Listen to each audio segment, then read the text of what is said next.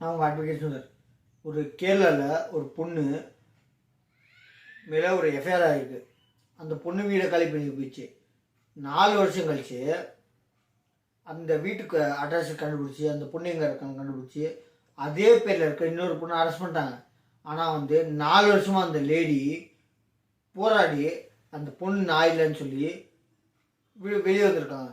இதனால் என்ன சொல்கிறேன்னா, உங்கள் மேலே ஒரு கேஸோ இல்லை நீங்கள் யார் மேலே கேஸ் போட்டிங்களோ தயவு செஞ்சு அவங்களோட அப்பா பேர் தெரிஞ்சுன்னா அவங்க அப்பா பேரையும் சேர்த்து கொடுங்க. ஏன்னா என் பேர் உரிமையாக நிறைய பேர் இருப்பாங்க. ஆனால் அப்பா பேருக்கு பிறந்த அதே பேரில் ஒரு பையன் இருக்க மாட்டாங்க, ஒரு ஆள் இருக்க மாட்டாங்க. பொண்ணாக இருக்கட்டும் பையனாக இருக்கட்டும், அப்பா பேர் வேறு இருக்கும். ஸோ அதனால் கிளாரிஃபை பண்ணிக்கோங்க.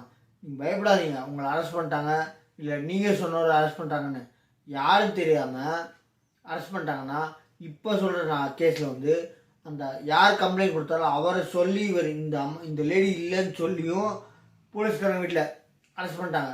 அதனால் அப்பா பேரை சொல்லி அவங்க யார் சொல்கிறீங்களோ அவங்க பாருங்கள். ஏன்னா அப்பா பேரும் நீங்கள் சொல்கிற ஒருத்தர் பேரும் ஒரே இதாக இருக்காது.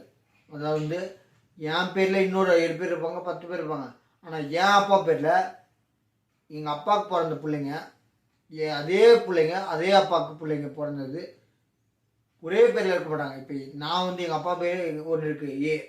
இப்போ நான் சுந்தர், ஏக்கு பிறந்தது சுந்தர் இருக்க மாட்டார். எல்லா இடத்துலையும் ஏன்னு இருப்பார், ஆனால் சுந்தர் இருப்பார். ஆனால் ஏக்கு பிறந்தது சுந்தர்னு ரொம்ப ரொம்ப கம்மி. அதனால் நீங்கள் பார்த்து யோசிங்க, பயப்படாதீங்க. அப்பா பேரும் பிள்ளை பேரும் அது யார் நீங்கள் சொல்கிறீங்களோ அந்த நபரும் ஒன்றா இருக்காது. நல்லா புரிஞ்சுக்கோங்க. தேங்க்யூ.